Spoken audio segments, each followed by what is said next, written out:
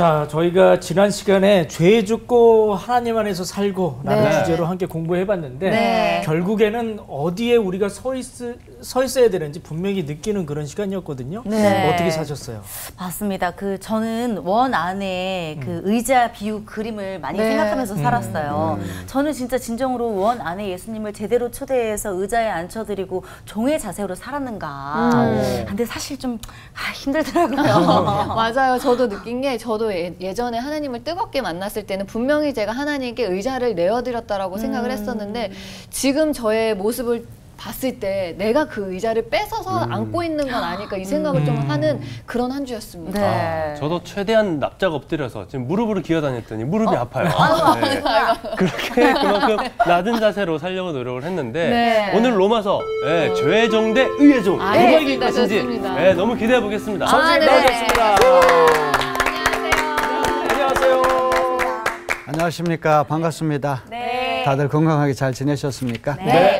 우리 지난 시간에는 의롭다 인정을 받은 사람이 또 성화의 과정을 거쳐야 된다. 의롭다 인정을 받은 사람은 또 예수 닮는 노력을 꾸준히 해야 된다. 그런 공부했죠? 사도 바울이 참 기발한 것은 이 칭의와 성화의 관계를 세례를 빗대어서 설명하잖아요. 세례라고 하는 거는 물속에 들어가서 우리 옛사람이 그리스도와 함께 십자가 달려 죽듯이 죽는 거고 다시 물 위에 떠오르는 거는 그리스도께서 부활하신 것처럼 새 사람으로 거듭난다. 이제 이런 의미를 갖는데 칭의와 성화의 관계를 세례를 빗대어 설명하는 것이 상당히 이채로웠던 것 같아요. 맞습니다. 자, 세례와 관련해서 유머 하나를 여러분에게 말씀을 드리려고 합니다. 어떤 할머니가 이제 세례를 받게 되는데 세례를 받으려면 세례 문답을 해야 되잖아요. 그 며느리가 이제 할머니를 이제 연습을 시키는 거예요. 이제 목사님이 어머니한테 할머니, 예수님이 누구의 죄 때문에 십자가에 달려 돌아가셨나요? 이렇게 물으면 무조건 전부 다 죄 때문에 돌아가셨어 이렇게 대답해야 된다고 아주 신신당부를 했어요.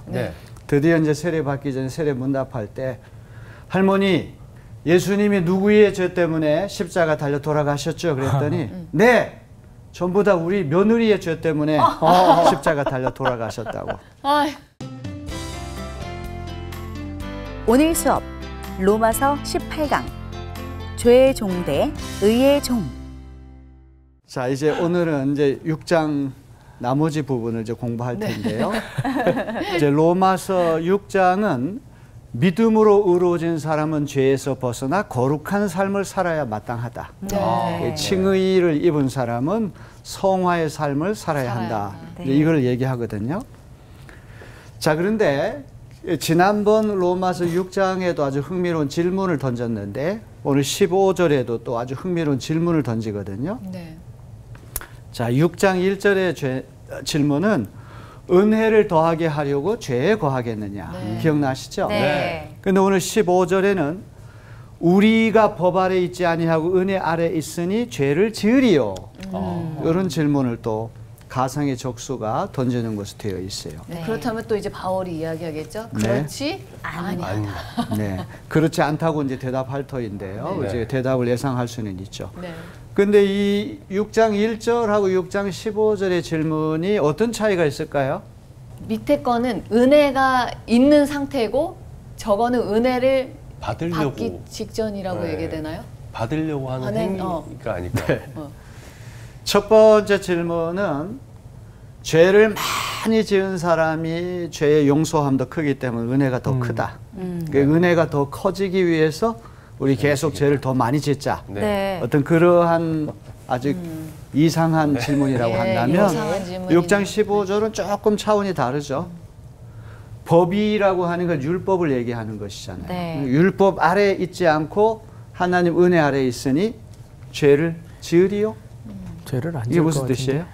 죄를 안 짓지. 자, 율법 이제 우리가 율법 아래 있지 않다는 말은 10계명을 비롯해서 613가지 율법 다 사라졌으니까 이제 은혜 아래 있으니까 이제 우리 율법 더 이상 지킬 필요도 없고 뭐뭐 하지 말라고 하는 거 전혀 신경 쓸 필요 없이 다 율법으로부터 우리가 자유롭게 됐으니까 어떤 죄를 지어도 된다, 되지 않느냐 이제 이런 뜻이겠죠. 네. 약간씩 그런 뉘앙스의 차이가 있습니다. 네. 네. 자, 1절과 15절이 던지는 질문에는 약간은 차이는 있지만 본질은 똑같은 거예요. 네. 은혜가 죄를 허용하는가? 은혜가 죄를 더욱더 조장시키는 것은 아닌가? 자, 이런 질문에 대해서 이제 사도 바울이 이제 어떻게 대답을 하느냐, 그 과정을 우리가 공부하려고 그래요. 네. 지난번 질문도 아주 단호하게 그럴 수 없느니라. 네. 네. 단호하게 부정했잖아요. 네. 이번 대답도 그럴 수 없느니라. 아마 틀림없이 그렇게 대답하겠죠? 네. 자, 이제 이런 강력한 부정에 도달하는 방법, 이제 이것이 또 중요하겠죠. 지난번 말씀에는 세례가 아주 중요한 어떤 관점이 됐는데, 이제 오늘 우리 공부할 때는 이 종과 주인의 관계, 이 종이라고 하는 비유를 써가지고 이제 이 질문에 대해서 반박하는 그런 이야기거든요. 네. 자, 종과 혹은 노예 대 주인, 이 관계를 한번 잠깐 생각을 한번 해봅시다. 사실 둘로스라고 하는 그 네, 헬라 말은 노예에 더 가까운 말이거든요. 근데 우리가 노예하면은 조금 어감이 좋지 않고 좀 부정적인 의미가 있기 때문에 순화시켜서 서번트라고 하는 이 종이라고 하는 개념으로 번역할 때가 많아요. 네. 사실 종보다는 노예라고 하는 것이 더 아주 자유가 없고 더 압박이 심한 그런 형편을 보여주잖아요. 네. 그러니까 노예가 더 정확할 거예요. 아, 그래요. 자, 노예하고 주인은 어떤 관계입니까? 수직적인. 수직적인 관계. 네. 감이 주인은 올라갈 수 꼭대기에 없고. 있고 종은 밑바닥에 있고. 네. 그렇기 때문에 주인이 시키면 무조건 노예는 복종해야죠. 무조건 순종하고 복종해야 네. 되는 네. 거죠. 로마 시대에는 피라미드 사회죠. 네. 네. 맨 정점에 로마 황제가 있고 맨 밑바닥 이제 기층 세력이 노예들이거든요. 이 노예들이 한 3분의 1 정도 됐다고 해요. 뭐 엄청 많네. 이 노예들이 로마 사회를 이끌어가는 실질적인 주역이었다고 해도 과언이 아니에요. 근데 너무나 이게 신분이 엄격한 사회였기 때문에 이 노예들에게 유니폼을 착용하지 못하도록 했다고 그래요. 유니폼을 다 똑같이 입으면은 이 세력이 커져가지고 어떤 위에 있는 사람들에게 저항하고 반역을 일으킬까봐 유니폼을 착용하지 못하게 했다는 그런 말이 있어요. 아, 그래서 옷이 없었나 보구나. 거의 뭐 누더기 같은 그거 거 맞아, 입지 누더기 않아요? 입고 다녔어. 네. 그래서 이 종과 노예, 그 주인의 관계는 수직적인 관계고 지배하는 관계고 군림하는 관계고 꼼짝없이 순종해야 하고 복종하는 그런 관계다. 자, 이거를 먼저 기억을 해야 됩니다. 자, 죄로부터의 자유가 곧 죄를 지을 수 있는 자유가 아니다. 죄로부터의 자유. 맞아. 우리가 이제 율법 아래 있지 않고 은혜 아래 있기 때문에 이제 죄로부터 우리가 이제 멀어졌다. 네. 그래가지고 이제 죄를 마음대로 지어도 좋다. 그거는 아니죠. 이제 율법이 다 이제 사라졌으니까 무율법주의, 반율법주의, 자유방임주의. 이 자유라고 하는 것이 그런 자유가 아니라는 거죠. 네. 율법으로부터의 자유가 곧 율법을 반대하고 심지어 폐기하는 자유가 아니다. 이제 이거를 사도 바울이 역설을 할 것입니다. 칭의와 성화는 쌍둥이처럼 뗄 수 없는 필연적인 연쇄관계예요. 이 칭의와 복음에 대해서 극단적인 그런 두 가지 오해가 있을 수 있잖아요. 네. 네. 하나는 율법주의라고 하는 것. 율법을 잘 지켜야지만 의롭다 인정을 받고 율법을 잘 지켜야지만 구원받는다고 하는 것. 네. 사도 바울이 예수 믿기 전에 율법주의자로서는 최고하는 사람 아닙니까? 네. 거의 율법을 문자 그대로 지키려고 했는데 아무리 그래도 마음이 늘 찜찜하고 죄책감 사라지지 않았거든요. 네. 그리고 마음속으로는 다른 죄를 향하는 이중적인 그런 갈등을 겪었던 사람이에요. 자, 이제 율법주의라고 하는 거 그거 아니라는 거죠. 그렇다고 그래가지고 율법 없이 방임주의 멋대로 해도 된단 말인가? 이제 이런 문제를 오늘 다루고 있거든요. 네. 자, 이제 오늘 말씀이 조금 복잡하기 때문에 이 존 네. 스토트라고 하는 복음주의 신학자의 책을 제가 읽으면서 이 5가지로 정리를 잘 해놨어요. 네. 그 도움을 받아가지고 하나하나 설명을 하겠습니다. 네. 자, 6장 16절 전반부를 보면 이렇게 되어 있어요. 너희 자신을 종으로 내주어 누구에게 순종하든지 그 순종함을 받는 자의 종이 되는 줄을 너희가 알지 못하느냐. 자, 이제 첫 번째는 원리라고 하는 것입니다. 원리. 자, 존 스토트가 원리라고 하는 그런 표현을 쓰거든요. 네. 자신을 누구에게 내어주는가에 따라서 그의 종이 된다. 그렇죠? 네. 내 자신을 누구에게 맡기는가에 따라 가지고 그 사람의 종이 되는 것입니다. 이 종의 원리라고 하는 것. 사람은 누구든지 자기가 섬기려고 한 주인이 다 있기 마련이에요. 네. 꼭 이 주인과 어떤 종의 관계를 꼭 뭐 예수님과 우리의 관계, 죄와 우리의 관계로만 생각하지 말고 향락의 종이 돼서 사는 사람도 있고 도박의 종이 돼서 사는 사람도 있고 네.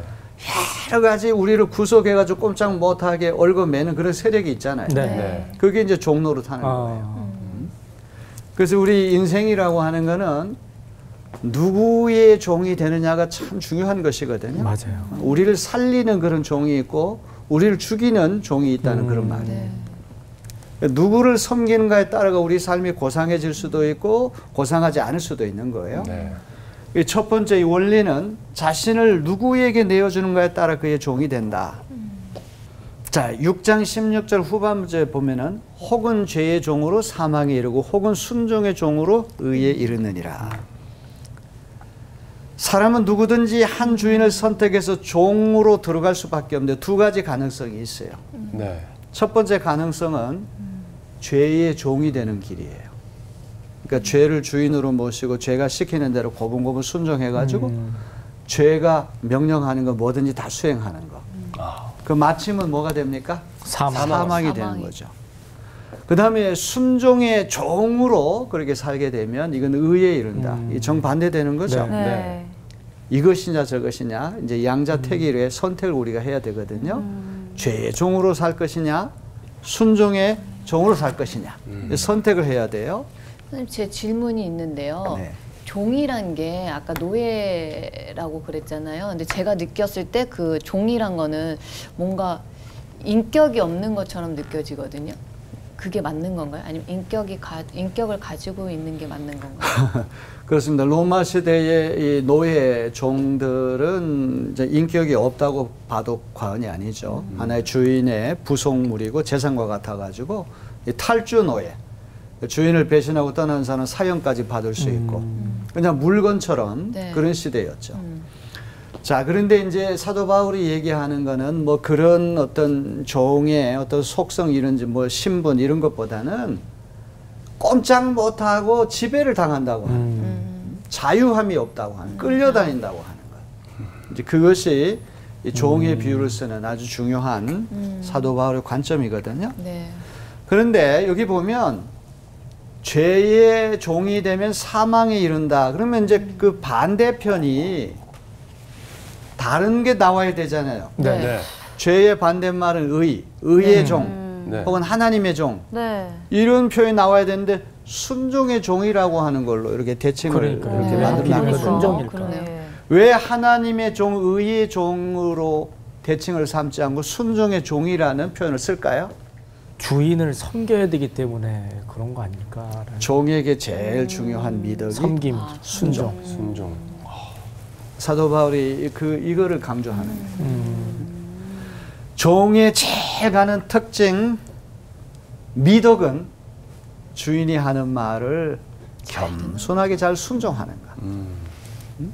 그렇기 때문에 의의 종, 하나님의 종이라는 표현을 쓰지 않고 순종의 종이라는 표현을 썼던 거예요. 네. 아시겠죠? 네.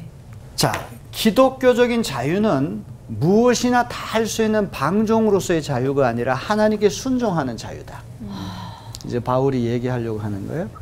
네. 이제 율법으로부터 벗어났으니까 이제 율법 다 사라지고 이제 우리 천지가 왔다.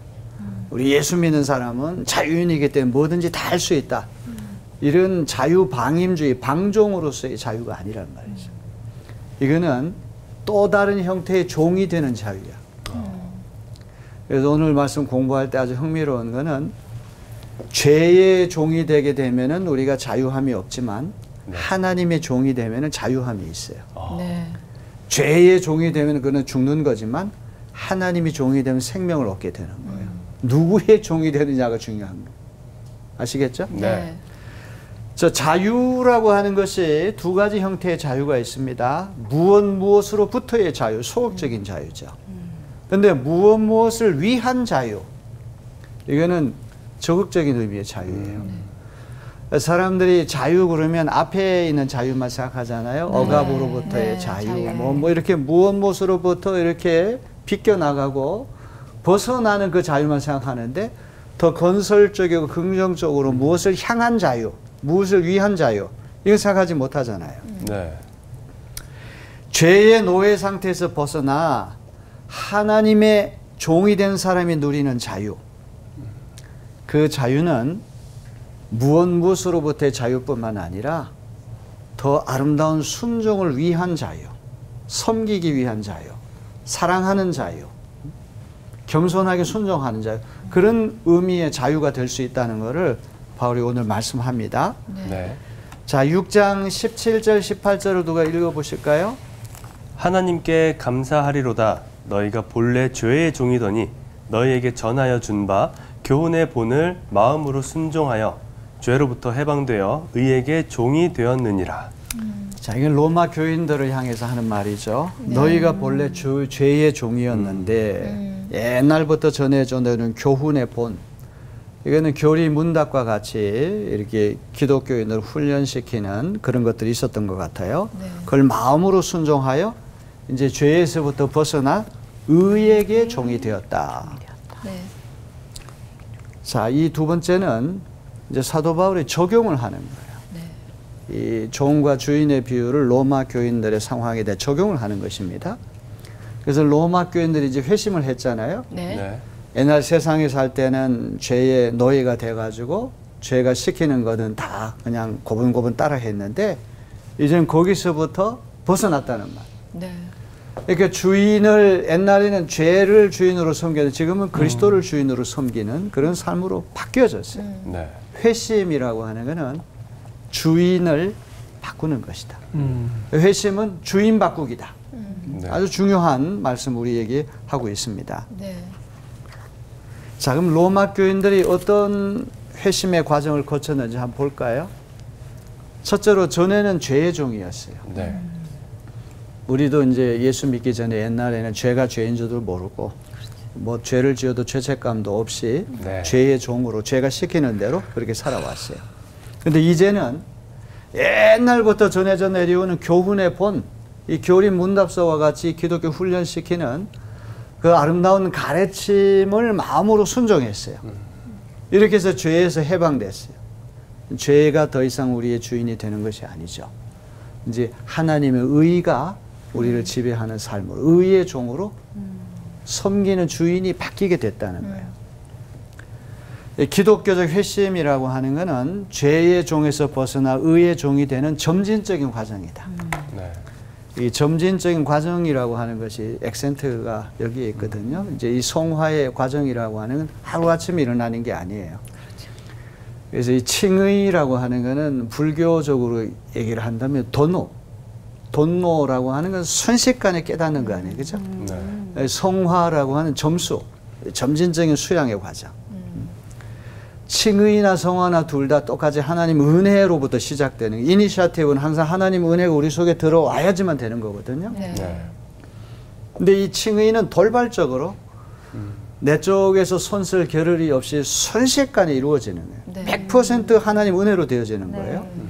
근데 이 성화라고 하는 거는 우리 쪽에서 참여하는 거 아니에요. 하나님이 요구하시는 대로 예수 닮아 나가는 과정. 뭐 새벽 기도도 나가고 성경 공부도 하고 전도도 하고 또 고아원이나 교도소 이런 데 방문해 가지고 또 우리가 자선 사업도 하고 구제 사업도 하고 이런 것들. 이런 모든 행위가 이제 성화의 과정인데 이거는 주님께서 우리를 부르시는 그때까지 계속해서 지속돼야 될 과정이에요. 점진적인 과정이에요. 그래서 이 정직이라고 하는 것이 이제 미덕이라고 할 때 어제까지만 해도 사기치던 사람이 오늘 갑자기 정직해질 수는 없잖아요. 안 되죠. 이제 아주 어려서부터 어머니가 신분을 시키면 고지식하게 아주 틀림없이 그 일을 잘 수행하고 이제 이것이 습성이 되고 한 인격의 일부분이 돼가지고 정직할 기회가 찾으면 자기도 모르게 정직해질 수밖에 없는, 정직이 그냥 필연적으로 밖으로 나가는 거. 네. 그게 이제 정직의 미덕 아닙니까? 네. 그래서 아리스토텔레스의 니코마코스 윤리학이라고 하는 책에 보게 되면 제비 한 마리가 왔다고 해서 봄이 오는 것은 아니다. 이제 반짝 어제까지만 거짓말하는 사람이 갑자기 정직해졌다고 해서 그 사람은 정직한 사람 아니라. 그렇죠. 친절이라는 거, 겸손이라는 거 다 마찬가지 아닙니까? 계속 반복해가지고 친절하고 겸손한 훈련하다 보니까 피할 수 없는 그 인격의 일부분이 돼가지고 자기도 모르게 그런 어떤 상황이 오게 되면 친절과 겸손이 밖으로 나가는 거. 그게 미덕이죠. 네. 그래서 이 기독교적인 회심이라고 하는 것도 죄의 종에서 벗어나 의의 종으로 이제 이렇게 넘어가는 과정인데 하루아침에 일어나는 건 아니란 말이에요. 계속 꾸준히 노력하고 또 노력해야 되는 거예요. 네. 6장 19절을 누가 한번 읽어주실까요? 네, 6장 19절입니다. 너희 육신이 연약함으로 내가 사람의 예대로 말하노니 전에 너희가 너희 지체를 부정과 불법에 내주어 불법에 이른 것 같이 이제는 너희 지체를 의에게 종으로 내주어 거룩함에 이르라. 자, 이제 여기 이 부분에서 사도 바울은 유비, 죄의 종과 의의 종이라고 하는 걸 서로 유추해가지고 이제 비교하는 그런 작업을 하거든요. 네. 죄의 종 대 의의 종. 네. 이 종의 비유를 써가지고 이제 로마 교인들의 삶을 이제 대조를 시켜요. 여기 보면 전에 옛날 세상에 살 때 로마 교인들이 어떤 삶을 살았습니까? 너희 지체를 부정과 불법에 내줘 불법에 이른 것 같이. 지체라고 하는 우리 몸의 여러 가지 기관들 아닙니까? 네. 네. 그러니까 우리가 죄의 지배를 받게 되면 눈도 술을 좋아하는 사람은 술집으로 자꾸 가겠죠. 네. 이제 목사님들 어디 이제 여행을 하게 되면 제일 먼저 교회 십자가부터 교회, 눈에 네. 들어오잖아요. 그러니까 자기의 가치관에 따라 자기가 좋아하는 것 따라 가지고 눈길이 가고 손길이 가고 발길이 가죠. 네. 그래서 어거스틴은 이 사랑이라고 하는 건 무브먼트다, 운동이다. 연기가 하늘로 올라가고 돌멩이를 던지면 땅으로 떨어지고 물이 아래로 흘러가듯이 사랑이라고는 계속 움직이는 거다. 눈길이 가고 손길이 가고 발길이 가는 거죠. 그래서 이전에 죄의 종로로 탈 때는 지체를 부정과 불법에 내줘 불법에 이르렀어요. 완전히 죄에 사로잡혀 살았다는 얘기죠. 근데 이제는 너희 지체를 의에게 종으로 내줘 거룩함에 이른다. 이제 옛날의 삶과 지금의 삶이 어떻게 이렇게 변화가 되었는가를 보여주고 있습니다. 네. 자, 그 다음에 이제 6장 20절로부터 22절을 누가 읽어주시겠습니다? 네, 20절에서 22절. 너희가 죄의 종이 되었을 때에는 의에 대하여 자유로웠느니라. 너희가 그때에 무슨 열매를 얻었느냐? 이제는 너희가 그 일을 부끄러워하나니 이는 그 마지막이 사망임이라. 그러나 이제는 너희가 죄로부터 해방되고 하나님께 종이 되어 거룩함에 이르는 열매를 맺었으니 그 마지막은 영생이라. 자, 고맙습니다. 자, 6장 20절로부터 22절은 이 패러독스, 역설에 대한 이야기예요. 종이 되는 것은 자유인이 되는 것이고 자유인이 되는 것은 종이 되는 것이다. 자, 앞에서 얘기 종이 되는 것은 누구에게 종이 되는 것을 얘기할까요? 하나님께 종이 되는 것은 자유인이 되는 것이고 뒤에 자유인은 누구에게 자유인이 되는 걸 얘기할까요? 죄에게 자유인이 되는, 죄가 하도록 다 마음대로 내버려 두는 것은 죄의 종이 되는 것이다. 이 역설이죠. 네. 자유로운 영혼이라고 그러면서 어떤 것도 거침이 없이 자꾸 하고 싶은 거 다 한다고 그래가지고 아주 자기는 자유인이라 생각했는데 사도 바울의 관점으로 보게 되면 그 사람은 죄의 종이 돼요. 근데 예수 믿는 우리는 뭐 교회도 가야 되고 이렇게 뭐 구속받는 게 많아요. 세상 사람들 하는 걸 다 할 수가 없어요. 아유, 저 사람은 자유가 없어. 그런데 알고 보면은 종이 된 것처럼은 진정한 자유인이라고 하는 거죠. 이 역설이 아니고 무엇입니까? 네. 사도 바울이 이야기하는 것이 너무 중요한 것입니다. 자, 죄를 짓는 것이 아무 것에도 얽매임 없이 자유롭게 되는 걸 착각하는 사람이 있죠. 자기 멋대로 방종한 삶을 사는 사람일수록 자기가 대단히 자유로운 영혼인 양 뻐기고 다니는 사람이 있어요. 그런데 바울의 눈으로 보게 되면 자유로운 영혼이라 그러면서 거침없이 뭐든지 다 하고 죄를 짓는 사람은 가장 구속과 제약을 많이 받는 종으로 사는 사람이에요. 이 죄가 시키는데, 죄가 상전이 돼가지고 시키는 대로 산다고 하는 건 종이 됐다는 얘기 아닙니까? 그죠? 네. 자, 6장 20절에 보니까 너희가 죄의 종이 되었을 때는 의에 대하여 자유로웠느니라. 되게 재밌는 말인데, 옛날 죄의 종으로 살았을 때는 의에 대해서는 자유로웠다. 이게 무슨 뜻입니까? 뭐 의를 신경 쓰지 않고 그냥 놀았다는 거죠. 그렇죠. 맞습니다. 죄의 종이 되었을 때는 의와 상관없이 죄의 세력과 죄의 지배 아래서 죄의 종으로 살았다는 얘기죠. 그렇죠? 이게 이제 하나님의 종이 되면은 남이 볼 땐 종처럼 느껴지지만 종이 아니야. 네. 죄에게 자유인이 된 거는 남이 볼 때는 굉장히 자유로운 것 같지만 사도 바울을 보면 그건 진짜 종이 된 거야. 죄의 노예가 된 상태야. 네. 지금 그 논리적으로 그 얘기를 지금 하고 있는 거죠. 자, 이거를 거꾸로 말을 한다면 어떤 말이 됩니까? 이제 바울이 얘기하는 순종의 종, 의의 종, 하나님의 종이 되면 뭐에게 자유인이 돼요? 죄. 그렇습니다. 죄에게 자유인이 되는 거죠. 자유인인 줄 아는데 실상은 종이고 종인 줄 알았는데 실상은 자유인 될 수 있다. 이 관점을 어떤 관점으로 보는가에 따라 가지고 이렇게 다를 수가 있다는 거죠. 그러니까 이제 오늘 세속에 있는 사람들이 보는 눈하고 예수 믿는 우리가 보는 눈이 이렇게 차이가 난다는 걸 먼저 인정해야 될 거예요. 네. 그죠? 자, 그러면 이제 중요한 것이 있습니다. 이 죄의 종, 죄의 종은 의에 대해서는 지멋대로야. 자유인이야. 하나님의 종, 이건 죄로부터 벗어나는 자유죠. 이 두 가지 중에 어떤 것이 더 나은지를 평가하는 방법이 있어요. 방법. 그 평가하는 방법 무엇입니까? 선생님, 저는 아까부터 이런 질문이 들었는데요. 죄에 대해서는 어느 정도의 그런 한계를 두고, 그러니까 죄는 멀리하지만 내가 자유인처럼 살아갈 수 있지는 않을까라는 게 계속 떠오르고, 그러니까 죄의 종도 아니지만 하나님께 더 가까워진 하나님의 종으로서 자유로워지는, 이게 가시나요? 어렵게 사는 거 아니에요, 너무? 너무 복잡한데 그냥. 그러니까 이제 죄의 종은 아니지만 저기 하나님 자유롭게. 그게 곧 하나님의 종이 되는 거죠. 맞아요. 그런 지금 저 박인현 학생이 그걸 좀 어렵게 생각해서 그런 건데 죄를 짓는 죄의 지배를 받지 않고 죄가 시키는 대로 고분고분하지 않으면서 하나님 은혜 안에 있으면 우리 영혼이 자유로운 영혼 될 수 있죠. 네, 맞아요. 그거예요. 사실은 우리 예수 믿는 사람이 가장 꿈꾸는 이상, 로망이 바로 그거 아닙니까?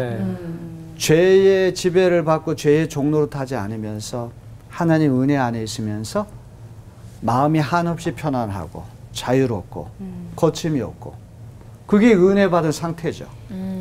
그건 죄하고는 상관없는 또 다른 형태의 자유죠. 자, 이 두 가지 중에 어떤 것이 나은지를 평가하는 방법은 열매에 있다는 거죠. 결과에 있다는 거죠. 열매. 양자가 가져오는 열매를 통해 가지고 알 수 있다는 거예요. 또 사망이 자, 나왔네요. 여기 보세요. 이제 21절에 보면은 그때의 죄의 종이었을 때 그러한 생활을 부끄러워했다. 그러한 생활의 마침은 사망이다. 이 탕자의 비유가 생각나더라고요. 이 말씀 이제 연구하고 준비하면서 누가복음 15장에 보면 탕자가 아버지 재산 미리 받아가지고 머나먼 나라에 가가지고 허랑방탕하며 다 고갈시켰잖아요. 낭비했잖아요. 유대인이 이방인의 노예로 전락해가지고 유대인들이 가장 혐오하는 돼지치기로 전락하고 돼지가 먹는 쥐염 열매로 배를 채우래. 그것마저 주는 사람 없었다. 죽게 되잖아요. 사망에 이르게 된 거예요. 유대인으로서 이방인에게 수치를 당해요. 부끄러움. 이 죄의 종이 돼가지고 죄가 씻긴 데 살게 되면은 결국은 부끄러운 삶을 살게 되는 것이고 그것이 누적돼가지고 나오는 결과는 사망이에요. 열매가 사망이 되는 거예요. 네. 그런데 이제는 하나님의 종. 이건 종은 종인데 죄로부터는 자유케 되는 거예요. 네. 죄로부터 해방되는 거예요. 네. 이런 삶은 거룩함에 이르는 열매를 맺었다는 거예요. 그러니까 이제 이 사망으로 가는 게 더 좋습니까? 생명으로 가는 게 더 좋습니까? 당연히 생명이죠. 수치심을 당하는 게 좋습니까? 아니면 거룩함에 이르는 게 더 좋습니까? 거룩함이죠. 열매를 통해 가지고 어느 쪽에 종되는 것이 더 나은가를 평가할 수 있다는 거죠. 그 마지막은 영생이다 그랬어요. 자, 다시 한번 정리를 해봅시다. 이 죄의 종은 이 참 독일 말이 재미있는데 양심이라고 하는 말을 독일 말 게비센 그래. 게라는 말은 투게더 다 함께라는 말. 같이. 게마인데 게젤샤프트 이 게라는 말 나오잖아요. 근데 비센이라는 말은 안다는 말이에요. 그러니까 양심은 다 안다. 뭔가 우리가 수치스러운 일을 하게 되면 누구나 다 그거는 수치스러운 일인 걸 안다는 게 양심이에요. 이 죄의 종이 돼서 죄가 씻긴 데 살면 양심의 가책으로 인해서 수치심을 느끼죠. 최종 목적지는 사망이 이르는 거예요. 그런데 하나님의 종, 이거는 긍정적이고 건설적인 열매를 맺는 것이죠. 거룩함에 이르는 열매, 궁극적으로 영생에 도달하게 된다는 거. 자, 이런 열매를 보면서 우리는 어느 쪽을 선택해야 되는가를 생각해 봐야 되겠습니다. 그렇죠. 네. 자, 죽음을 가져오는 자유가 있고 생명을 가져오는 구속이 있어요. 상당히 재미있는 말이죠. 죽음을 가져오는 자유. 의로부터 자유했지만 죄의 종이 되는 방종. 죄가 우리니 주인이 되고 우리가 죄 밑에 이렇게 납작 엎드리는 그런 종노릇을 하게 되면 자유가 있는 것처럼 보이지만 결국은 죽음을 가져오는 자유가 되는 거죠. 오늘 이 세상에서도 자기 스스로는 자유로운 영혼이냐 착각하면서 이제 뭐든지 다 할 수 있다고 보지만 바울의 눈으로 보게 되면 그거는 결국은 더 큰 사망에 이르는 죽음에 이르는 그런 종이 되는 형국이 되는 생명을 가져오는 구속. 구속이라는 말은 이게 얽매인다는 그런 말 아닙니까? 네. 자, 우리 하나님의 종이 되는 거는 여러 가지 제약이 많아요. 그렇죠. 구속이 많아요. 그렇죠. 그렇지만 죄에서 해방되어 하나님의 종이 되는 길이란 말이죠. 이 두 가지 차이를 한번 잘 생각해 보시길 바랍니다. 네. 자, 이제 계속해서 이제 이 로마 교인들하고 관계해가지고 한번 이 도표를 한번 정리를 한번 해봅시다. 시점과 신분과 열매 최종 결과. 시점 그때는 언제를 얘기해요? 회심 전. 옛날 세상의 종으로 살았을 때. 그럴 때 신분은 죄의 종. 죄의 종이라고 하는 말은 의와 상관없이 자기 멋대로 의와 상관없는 그런 자유인이죠. 네. 그죠? 네. 그다음에 열매는 뭐예요? 부끄러움. 최종 결과는 뭐예요? 사망에 이르게 되는 거예요. 자, 그다음에 밑에 있는 걸 한번 우리 이강준 씨 한번 쭉 보시고 네. 한번 나름대로 해석을 좀 해보세요. 네, 시점은 이제 회심한 이후고 그다음에 신분은 이제 죄의 종이 아닌 하나님의 종. 이제 죄로부터는 좀 자유함을 얻게 되는 거고 열매는 이제 거룩함과 함께 성화된 열매가 나오고요. 최종적으로는 이제 영생을 얻게 되는 거죠. 하나님 안에서. 우리 이제 이강준 씨가 여기 서도 되겠어요. 제 대신 강의를 해도. 이거 다 이해가 되시죠? 네, 네. 뭐 굳이 다른 부연 설명이 필요 없이 지금까지 얘기했던 거를 도표로 이렇게 정리를 하니까 일목요연하게 네. 더 잘 정리가 되죠? 네. 네, 좋습니다. 그 다음에 아주 흥미로운 거를 이제 우리 공부를 하려고 그래요. 네. 6장 23절을 한번 보세요. 6장 23절에 보니까 이렇게 되어 있어요. 죄의 삭슨 사망이요. 네. 하나님의 은사는 그리스도 예수 우리 주 안에 있는 영생이니라. 여기 삭시라고 하는 것하고 선물이라고 하는 걸 한번 잘 비교를 한번 해보세요. 품삯이라고 하는 거는 열심히 노동한 대가로 얻는 보상 네. 아닙니까? 네. 근데 죄의 종이 돼가지고 죄를 주인으로 섬겨가지고 주인인 죄가 시키는 대로 뭐든지 다 했어요. 고분고분 하나도 어기지 않고. 그래서 이 죄라고 하는 주인이 너 수고했다고 해서 품삯을 주는데 품삯이 뭐예요? 사망이라고. 사망이에요. 너무 잔인한 품삯이죠. 잔인한 거죠. 먹튀. 사도 바울이 어떻게 이런 표현을 썼는지 죽을 둥 말 둥 열심히 살았는데. 열심히 죄를 섬기고 그렇게 노력을 해서 정성을 다해서 죄라고 하는 주인을 위해서 봉사를 했는데 일을 했는데 품삯을 딱 주는데 죽음이라고 하는 품삯을 주는 거예요. 너무 잔인한 거 아닙니까? 네. 안 받을래요? 하면 안 돼요. 너무 재미있는 표현이에요. 네. 그 다음에 이제 죄로부터 해방되어서 순종의 종, 의의 종, 하나님의 종이 되면 이제 품삯이 아니야. 삭시라고 하는 거는 반드시 내가 노력한 만큼의 대가로 주어지는 거잖아요. 네. 선물이라고 하는 거는 그렇죠. 무상으로, 값없이. 특별히 나를 누군가 사랑하는 사람이 있다고 할 때 나를 가장 많이 사랑한 사람이 그에게 가장 귀한 선물을 주겠죠. 네. 거저 주는 거예요. 아무 대가도 바라지 않고. 근데 이 하나님의 종, 의의 종, 순종의 종이 되면은 품삯을 주는 것이 아니라 우리의 노력이나 이런 거 보는 것이 아니라 사랑하는 마음으로 거저 선물을 주는데 그게 뭐예요? 영생이라고 하는 선물을 준다는 거예요. 자, 그러면 다시 이걸 한번은 이제 정리를 해봅시다. 우리는 누구의 종이 돼야 마땅합니까? 하나님의 종. 죄의 종이 되지 말고 하나님 종이 돼야 된다. 네. 종됨의 결과는 뭐예요? 부정과 불법에 내줘 부끄러웠고 죄를 위해 일한 대가로 죽음의 삭슬을 받아요. 네. 그렇게 뼈 빠지게 고생을 했는데 품삯 받는 게 사망이야. 너무 잔인한 품삯이에요. 그렇죠. 네. 거룩함이 이르는 열매를 맺고 영생을 선물로 받는 길. 이 결과를 얻는 수단은 열심히 죄에 봉사해 가지고 얻는 건 품삯인데 네. 네. 이제 우리가 주님의 종, 은혜의 종, 의의 종, 순종의 종이 되면은 이거는 은혜의 선물이에요. 카리스마라고 하는 네. 하나님의 은혜의 선물을 우리에게 주신다는 거예요. 참 굉장히 놀라운 진리를 우리에게 주고 있습니다. 그러니까 주님께서 우리에게 주시는 선물이라고 하는 것은 우리의 수고나 공로와 상관없이 값없이 주시는 선물인데 그건 뭡니까? 그리스도 예수 우리 주 안에 있는 영생이라는 거죠. 네. 그게 가장 비길 데 없는 선물이에요. 자, 그러면 이제 이 로마서 6장이 이제 성화에 관련된 거라고 제가 말씀드렸잖아요. 지난주에 우리 공부했던 건 세례의 관점에서 칭의와 성화를 이렇게 비교를 했고, 이번에는 이제 이 종의 비유를 통해 가지고 이제 예수 믿는 이 의롭다 인정을 받은 이가 어떤 삶을 살아야 되는가. 죄를 주인으로 섬기지 말고 그리스도를 주인으로 섬기는 그런 종이 돼야 된다. 그런 이야기 하는 거 네. 오늘 네. 들으셨죠? 네. 네. 자, 최종 결론입니다. 우리 갈라디아서 5장 1절을 한번 다 같이 읽어볼까요?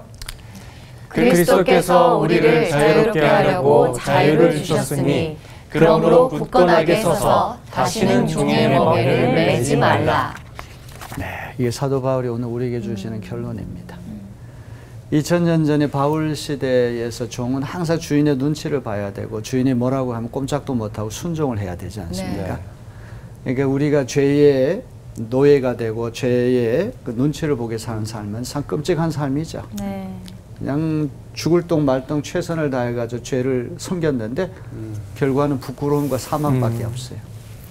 근데 우리가 하나님의 종이 되면 구속이 있는 것처럼 보이지만 참된 영혼의 자유, 은혜 이런 게 주어져가지고 영생을 우리가 선물로 받게 된다고 하는 네. 말씀. 참 귀한 말씀이죠. 네. 네. 두고 한번 곱씹어 볼 만한 그런 귀한 말씀이 아닌가 싶습니다. 네. 자, 오늘 강의 여기서 마칠까요? 네. 네, 고맙습니다. 감사합니다.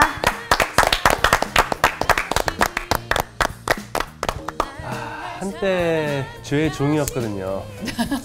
진짜 방탕하게 놀았는데 사망하기 전에 우리 네, 정말 의의 종으로 다시 거듭나서 지금 너무 감사하다는 생각이 드네요. 네, 잘못하면 사망할 뻔했잖아요. 진짜. 아니 또 선생님께서 말씀하셨잖아요. 죄의 종이 될 것이냐, 의의 종이 될 것이냐. 당연히 딱 보면은 의의 종이 되는 게 맞지 않나요? 맞아요. 네, 저는 오늘부로 결심했습니다. 의의 종, 하나님의 종이 되기로 결심했습니다. 네. 네, 그러니까 사망이라는 단어가 굉장히 좀 무섭더라고요. 그런데 이제는 우리가 하나님의 종이 되어서 그 거룩함에 이르는 열매를 얻고 그리고 영생에 이를 수 있다고 하니까 너무 마음이 평화로워졌어요. 네. 맞아요. 우리가 가장 중요하게 생각하는 게 어디에 속해 있느냐가 가장 중요한 거예요. 그러니까 늘 우리가 습관적으로 내가 하고 있는 행동을 좀 점검해 보고 그것이 하나님 쪽인지 아니면 죄 쪽인지 한번 바라보면서 한 주 동안을 살아간다면 결과가 좀 달라지지 않을까라는 생각이 듭니다. 한 주 동안 하나님 안에서 자유했으면 좋겠습니다. 네, 좋습니다. 감사합니다.